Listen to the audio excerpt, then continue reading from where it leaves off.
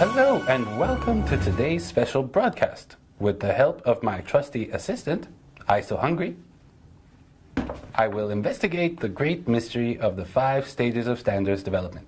Hey Andy. Hi ISO, how are you? I'm good, thanks. You? Oh, pretty good. What's up? I'm trying to find out how ISO makes standards. How does it work? Well, it all starts with when someone has a great idea for an international standard. So it can be on anything.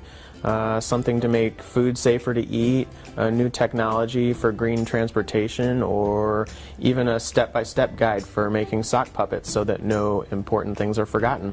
Ah, so anyone can send an idea to ISO for something they want to standardize?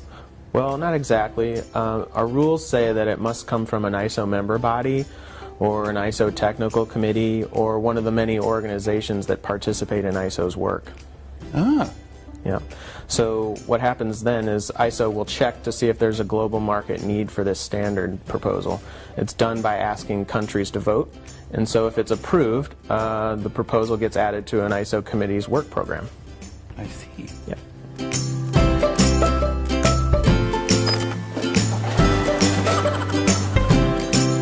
So, if a sock puppet making proposal is approved by an existing committee, what happens next? Can I help write it? I type well.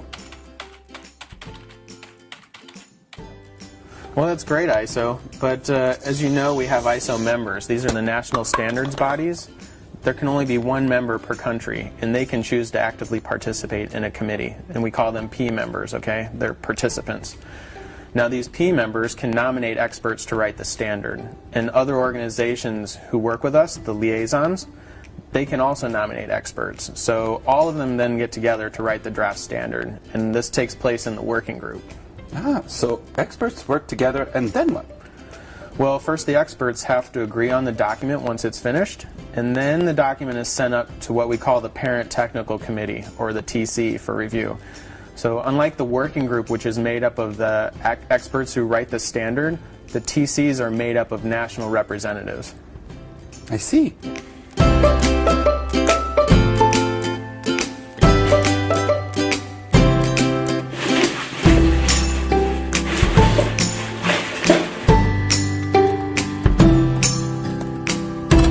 Andy, I brought a CD. I want to dance. Not this kind of CD. We're talking about the CD stage of a standard. This is the committee draft. So in this stage, the committee or subcommittee shares the draft standard they receive from the working group, like we talked about before, with other experts in their countries for comment. So once the member bodies receive feedback from these national experts, or stakeholders as we call them, they will then vote to approve or disapprove the draft. So this is the first stage where comments from national standards bodies are considered? That's right. Wow. This is serious stuff. Like me. Serious puppet. Wait, ISO. Don't forget the committee draft is now optional. Why? Well, if the working group concludes that the draft standard is of good quality and thinks it's ready to move forward, then they can ask the parent committee or subcommittee to skip this stage altogether and go directly to the next stage, which is the DIS.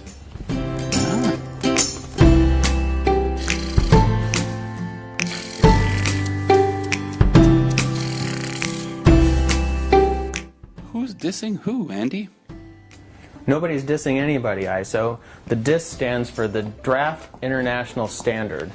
What happens when a standard reaches this stage? The committee will send it to ISO's Central Secretariat, and then we take that draft and send it to all ISO member bodies for voting.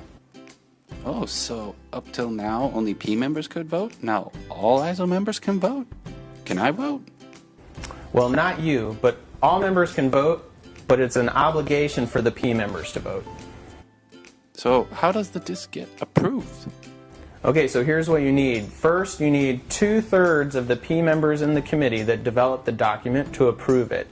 And you don't want any more than 1/4 of all the votes cast to be negative.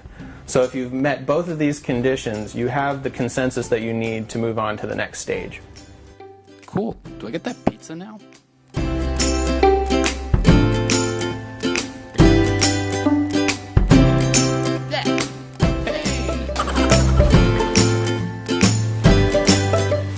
Hey, ISO. Hi, Andy. So, what happens next? Okay, so if the DIS ballot is closed and the vote passed with only very minor changes, then we can publish it as an international standard. But what if there were lots of comments on the DIS vote? In that case, the committee will go through an extra stage, which is called the Final Draft International Standard stage. Here, all the comments are considered, then all members vote on the updated draft. But members can still submit comments? No, at this stage, they have to approve the document as it is. So if they vote against it, they have to give a technical reason why. I see. Yeah. So just like the DIS, the FDIS is approved if 2/3 of the P members in the committee approve it, and no more than 1/4 of the total votes are negative. So with the Final Draft International Standard approved, we can finally move on to the last stage. Publication!